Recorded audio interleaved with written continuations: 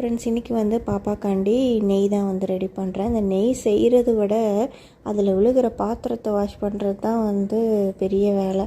ஏன்னா நிறைய பாத்திரமாகும். இன்றைக்கி வந்து நான் ஏற்கனவே வந்து எல்லாமே பண்ணி வச்சிட்டேன். ஸோ காய்ச்சறது மட்டும்தான் காமிச்சிருக்கேன்.